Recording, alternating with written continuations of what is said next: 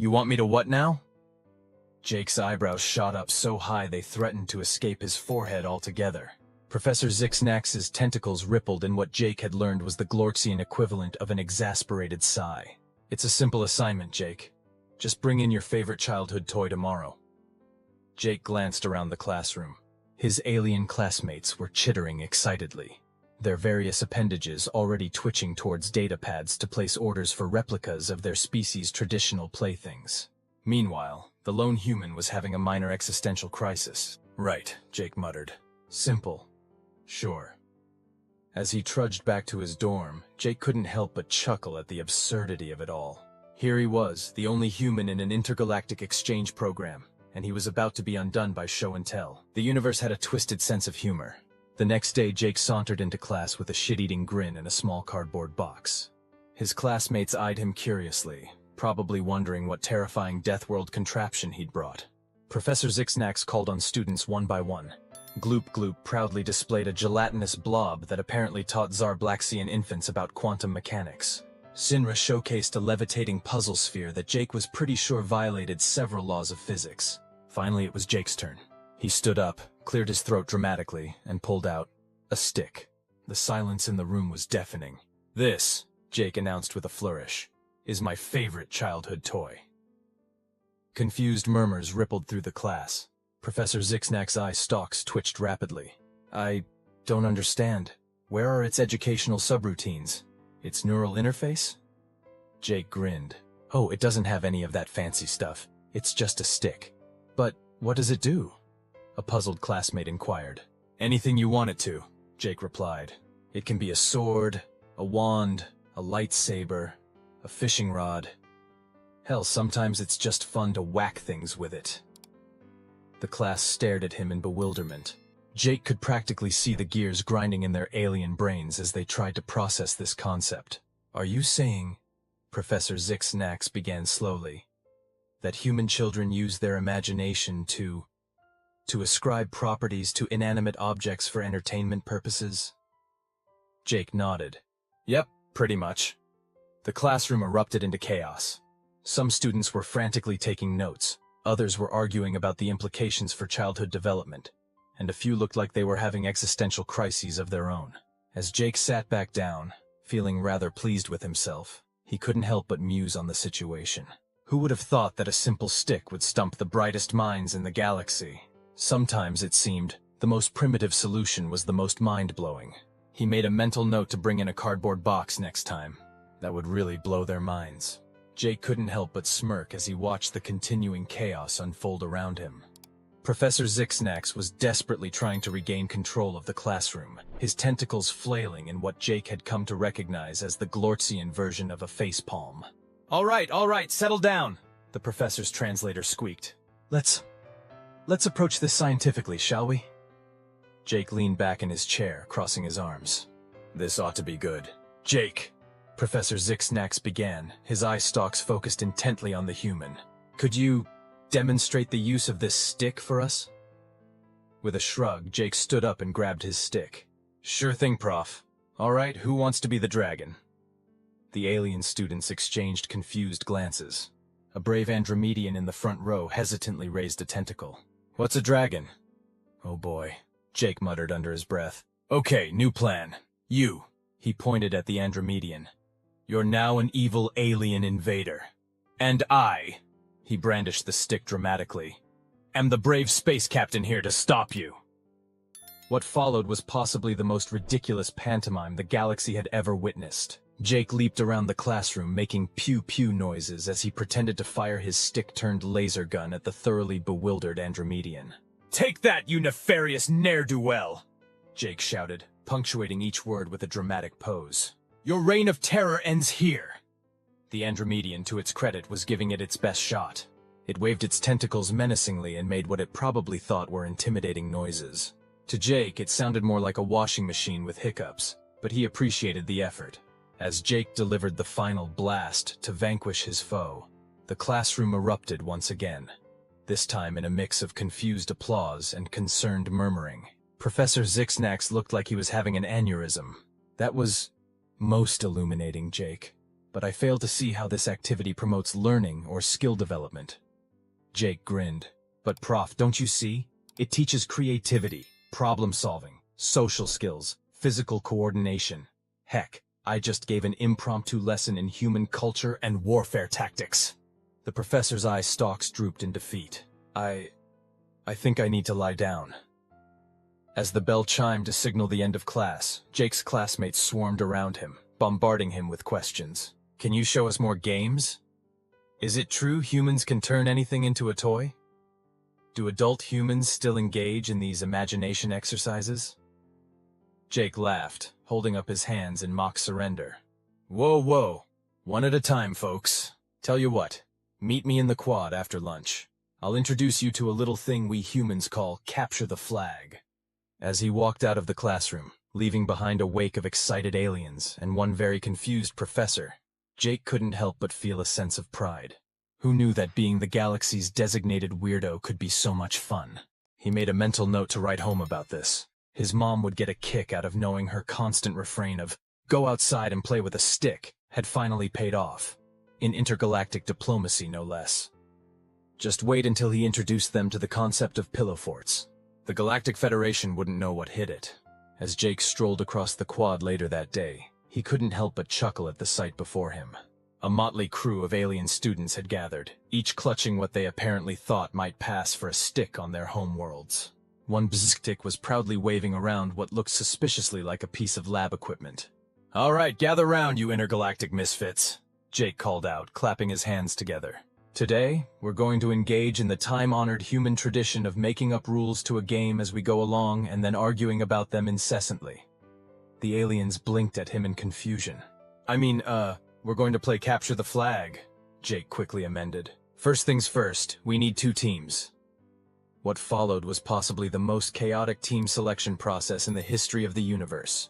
The Glorxians insisted on dividing based on tentacle count, the Andromedians wanted to split according to exoskeleton density, and the lone Bzizktik just kept buzzing excitedly, occasionally sparking. Eventually, Jake managed to separate them into 2 groups, which he dubbed Team Awesome and Team Also Awesome but Slightly Less So.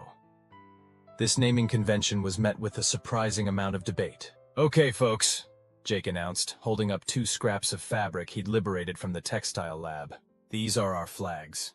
The goal is simple. Grab the other team's flag and bring it back to your base without getting tagged." A Glorxian raised a tentacle. "Query: what is the educational purpose of this activity?" Jake grinned. "The purpose, my gelatinous friend, is to have fun. And maybe learn a thing or two about strategy, teamwork, and why humans are so darn twitchy all the time." As the game began, it quickly became apparent that the alien students had wildly different interpretations of the rules. The Andromedians had formed a living wall around their flag. The Glorxians were attempting to use their natural camouflage abilities, with varying degrees of success. And the Bzktik, well, it seemed to think the objective was to eat the flag. Jake found himself darting between the teams, alternating between player and referee. "No, you can't use psychic abilities to levitate the flag. Yes, I know your species doesn't have a concept of cheating, but trust me, it's not cool." By the time Professor Zixnax wandered by to see what all the commotion was about, the quad had devolved into beautiful chaos. Students were laughing, shouting in a dozen different languages, and displaying athletic abilities Jake was pretty sure violated several laws of physics. The professor's eye stalk swiveled wildly, trying to take in the scene. "What in the name of the Galactic Council is going on here?" Jake jogged over, slightly out of breath and grinning from ear to ear. "Just a little Earth culture lesson, Prof. Want to join? We could use a neutral party to settle disputes." Before the professor could respond, a cheer went up from one end of the field. Somehow, against all odds, Team Also Awesome but Slightly Less So had captured the flag. As Jake watched the victorious aliens engage in what he could only describe as a multi-species group hug, which looked alarmingly like a small-scale collision of planets, he felt a twinge of pride. Sure, he might be the weird DeathWorlder in a school full of aliens, but today he'd brought a little bit of Earth to the stars. Professor Zixnax's voice broke through his reverie. "I must admit, Jake, I'm impressed. I've never seen the students so engaged in a non-academic activity." Jake smiled. "Sometimes the best lessons aren't found in textbooks, Prof. Now who's up for round 2? This time, let's add some obstacles. I've got some cardboard boxes in my room that'll blow your minds. As he jogged off to retrieve said boxes, leaving behind a thoroughly befuddled professor and a field full of excited aliens, Jake couldn't help but think that maybe, just maybe, he was doing okay at this whole intergalactic ambassador thing. After all, if you can't beat him with advanced technology, baffle him with a stick and a cardboard box. As Jake lugged a stack of cardboard boxes across the quad, he couldn't help but feel like some sort of deranged Santa Claus for aliens. The students watched him with a mix of curiosity and trepidation, probably wondering what fresh madness this human was about to unleash upon them. "All right, troops," Jake announced, dropping the boxes with a theatrical flourish. "Welcome to Capture the Flag, Extreme Edition, or as we called it back on Earth, Tuesday afternoon in the backyard." He began setting up the boxes in seemingly random configurations, much to the bewilderment of his alien audience. The Glorxian professor, who had decided to stick around out of what Jake could only assume was morbid curiosity, watched with his eye stalks twitching nervously. "Now," Jake continued, gesturing to his cardboard creation, "we've got ourselves some top-notch obstacles. This here's a fort, that's a tunnel, and this..." He paused for dramatic effect. "This is a portal to another dimension." The aliens gasped collectively. The bziktik started buzzing so intensely it nearly levitated. Jake quickly backpedaled. We're pretending it's a portal. It's actually just a box with holes cut in both ends. You crawl through it, see?" To demonstrate, he awkwardly shimmied through one of the larger boxes, emerging on the other side with a triumphant "Ta-da!" and a shower of dust bunnies. The aliens looked even more confused than before, if that was possible. "Right." Jake clapped his hands together, brushing off his clothes. "Same rules as before, but now you've got to navigate these obstacles. And remember, the cardboard fort is indestructible. The tunnel can collapse at any moment, and if you go through the portal, you might come out as your evil twin." Professor Zixnax's translator crackled to life. "Excuse me, Jake, but I must object. Surely introducing theoretical concepts like evil twins and dimensional portals is too advanced for a simple recreational activity." Jake grinned. "Prof, that's the beauty of it. It's not advanced theory, it's make-believe. Now who wants to be on my team?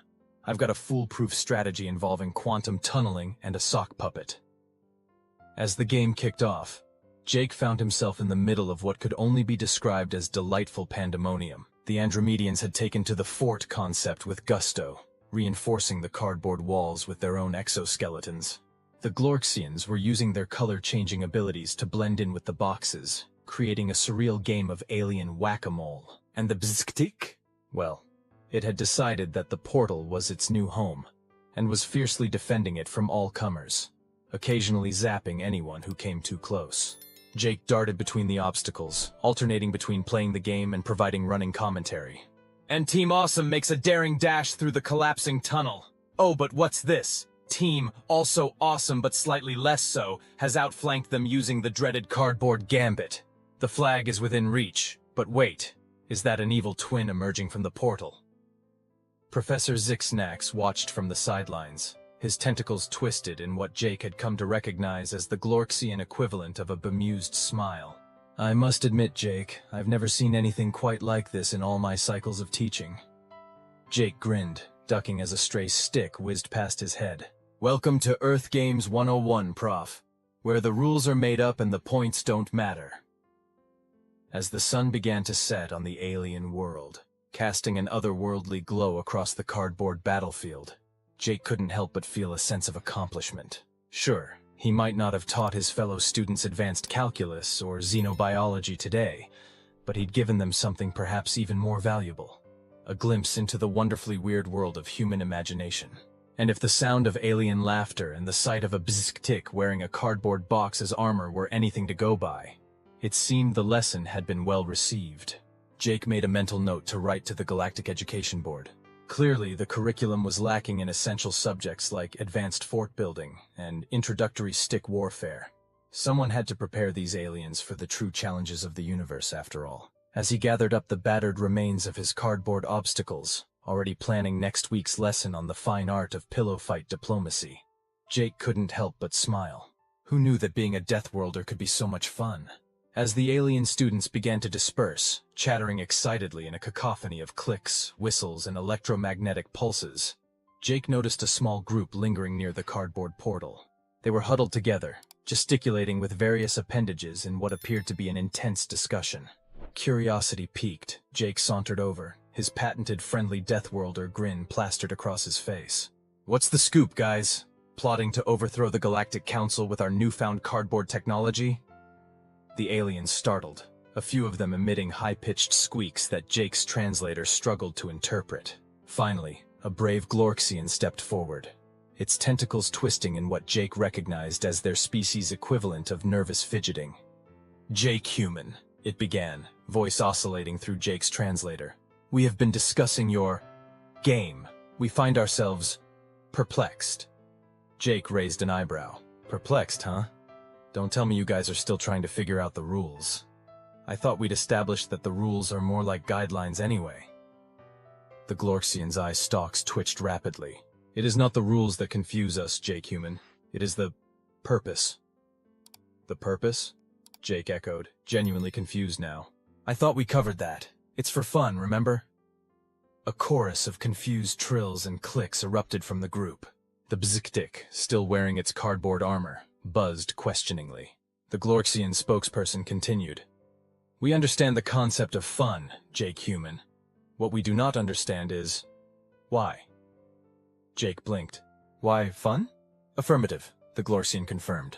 "In our cultures, activities serve specific purposes. Education, skill development, social bonding. But this game, it seems to have no concrete objective beyond temporary enjoyment. Is this truly how humans spend their time?" For a moment, Jake was speechless.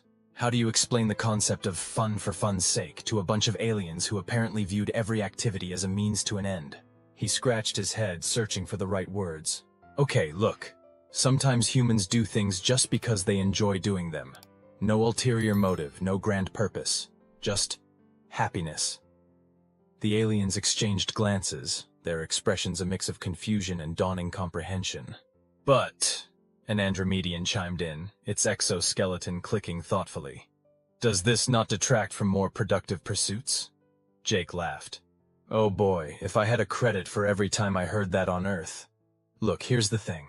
Sometimes, taking a break from productive pursuits to do something purely for enjoyment, well, it recharges us, makes us more creative, more relaxed, better able to tackle those big important tasks later." He gestured to the cardboard carnage strewn across the quad. "Plus, didn't you guys learn anything today? Teamwork, strategy, how to think on your feet, or tentacles or whatever you've got." The aliens murmured among themselves, seemingly considering his words. "Tell you what," Jake said, struck by sudden inspiration. "How about we make this a regular thing? Once a week, we get together and play a different Earth game. We can call it DeathWorld Recess or something." The response was immediate and enthusiastic. Even Professor Zixnax, who had been pretending not to eavesdrop nearby, perked up his eye stalks in interest. As Jake watched his alien classmates disperse, chattering excitedly about next week's potential games, and he made a mental note to maybe leave dodgeball off the list for now, he couldn't help but feel a sense of pride.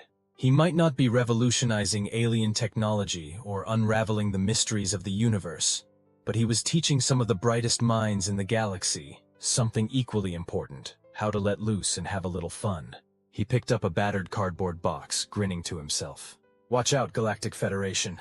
Earth's most dangerous export isn't our technology or our bacteria. It's our playtime." And with that, Jake headed back to his dorm, already planning next week's lesson in the fine art of paper airplane warfare. After all, someone had to prepare these aliens for the true challenges of the universe. Who knew being an intergalactic ambassador could be so much fun? As Jake made his way back to his dorm, his mind buzzing with ideas for future DeathWorld recess sessions, he couldn't help but chuckle at the absurdity of it all. Here he was, on an alien world light years from Earth, and he'd just spent the afternoon teaching some of the galaxy's brightest minds how to play with cardboard boxes. He was so lost in thought that he almost collided with Dean Xylorp, the imposing multi-limbed administrator of the intergalactic exchange program. The Dean's compound eyes fixed on Jake with an intensity that made the human feel like he was being scanned at the molecular level. Ah, Jake Human, the dean's translator crackled. I was just coming to see you. There have been some interesting reports about your extracurricular activities today. Jake gulped. Yes, Dean Scilorp. I was just introducing some of my classmates to traditional Earth recreational pursuits. You know, cultural exchange and all that. The dean's mandibles clicked in what Jake hoped was amusement rather than irritation. Indeed. I must say your methods are unconventional. Professor Zixnax seemed quite flustered in his report. Oh boy, Jake muttered under his breath. Louder, he said, I can explain, Dean. You see, on Earth we believe that... The dean held up one of his many appendages, cutting Jake off. No need to explain, Jake Human. I've been observing your game from my office. I must say I haven't seen the student body this engaged in a non-academic activity since the great quantum debate of Cycle 3562. Jake blinked in surprise. So, you're not mad? The dean's exoskeleton rippled in what Jake had learned was the equivalent of a shrug. Mad? On the contrary, I believe you may have stumbled upon something quite valuable, Jake Human. The ability to think outside the box, I believe you Earthlings call it. Jake couldn't help but grin. Well, in this case it was more like think inside the box, but I get your point. The dean's mandibles clicked again. Indeed. In fact, I have a proposition for you, Jake Human. How would you feel about formalizing these Death World recess sessions? Perhaps as an official course in the curriculum? Jake's jaw dropped. You want me to teach a class on Earth games? Precisely, the dean confirmed. I believe it could be quite beneficial for our students to learn more about human creative thinking and problem-solving methods. Of course, we'd need to come up with a more academically acceptable name. Perhaps Applied Terran Cognitive Flexibility, or Practical Human Imagination Strategies. Jake's mind reeled. He'd come to this alien world expecting to be the student, and now he was being asked to be a teacher. Of Earth games, no less. The universe really did have a twisted sense of humor. I'd be honored, Dean Xylorp. Jake finally managed to stammer out. The dean's compound eyes seemed to twinkle. Excellent. I'll have my assistant send you the necessary paperwork. Oh, and Jake Human? Yes, Dean. Do try to keep the property damage to a minimum in future sessions. I'm not sure our maintenance drones are equipped to handle pillow fight aftermath.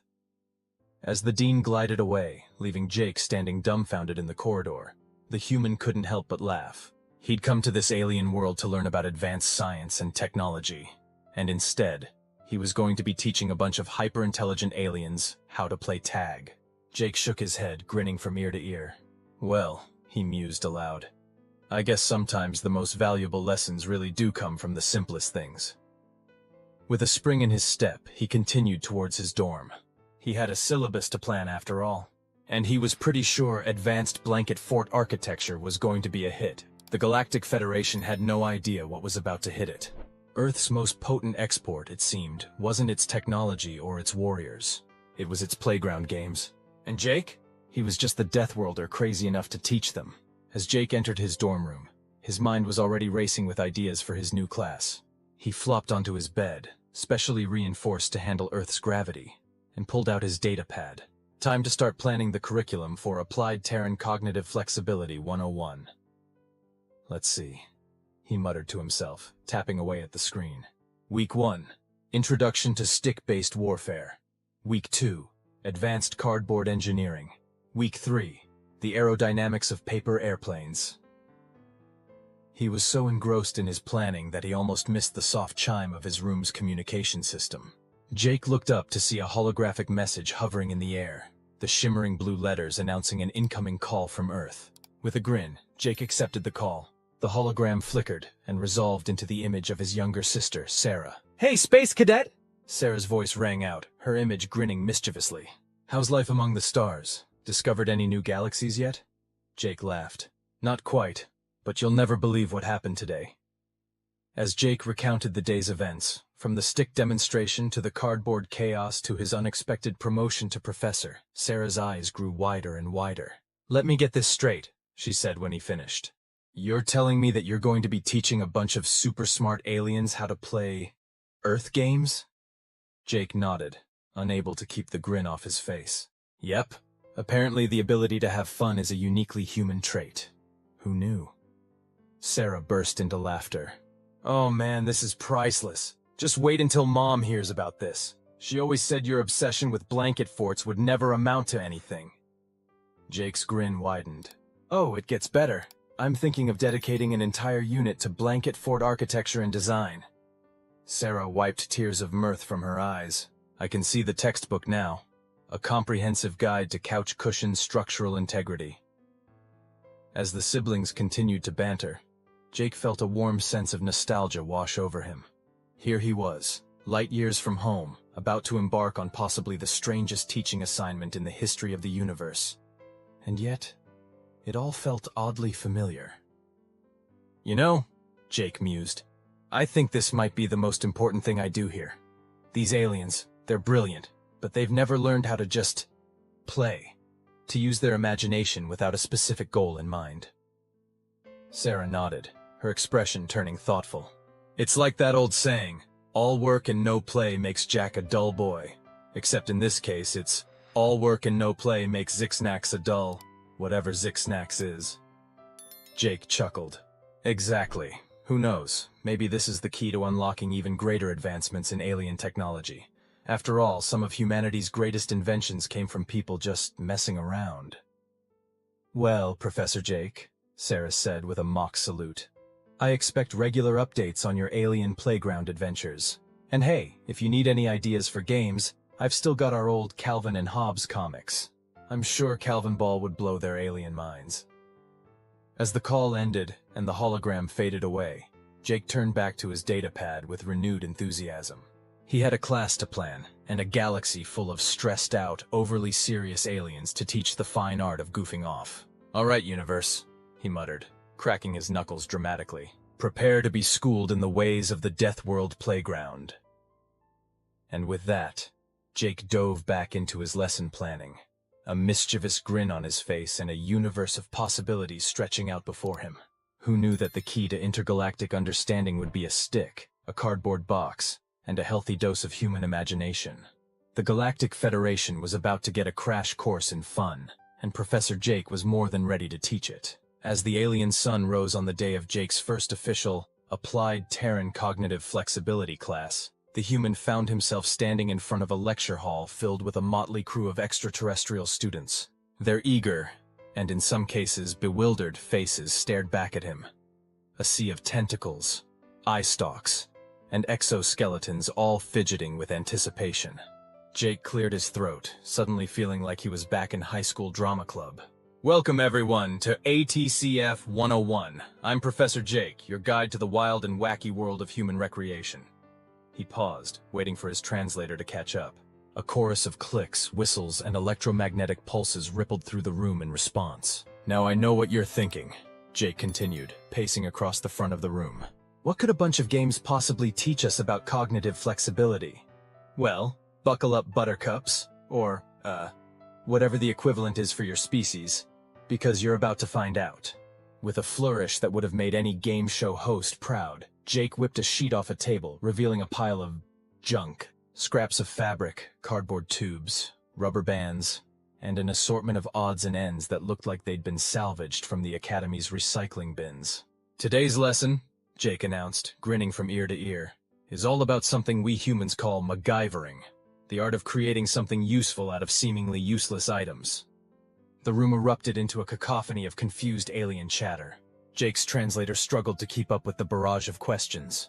But Professor Jake, human, how can one create functionality from non-functional components? Is this not a violation of the law of conservation of utility? Query: does this MacGyvering involve quantum entanglement? Jake held up his hands, laughing. Whoa, slow down there, folks. MacGyvering isn't about breaking the laws of physics. It's about using your imagination to see potential where others see junk. He picked up a cardboard tube and a rubber band. For example, with just these two items, I could make a catapult, a telescope, or even a musical instrument. The only limit is your creativity. The bzzz-teak in the front row buzzed excitedly, its antennae twitching. Jake's translator rendered its question. But Professor Jake, human, how does one determine the optimal configuration for maximum efficiency? Jake grinned. That's the beauty of it. There is no optimal configuration. The goal isn't efficiency, it's fun, creativity, problem-solving on the fly. Now, who wants to try making something? What followed was possibly the most chaotic, hilarious, and strangely productive 2 hours of Jake's life. He watched in amusement as his alien students grappled with the concept of winging it. The Glorxians attempted to create a perfect dodecahedron out of pipe cleaners, debating the mathematical implications for a full 20 minutes before Jake gently reminded them that perfection wasn't the goal. The Andromedians, after some initial hesitation, dove into the task with gusto, their multiple limbs weaving intricate structures out of string and popsicle sticks. Jake wasn't entirely sure what they were making, but their excited chittering suggested they were having a blast. And the bzktik?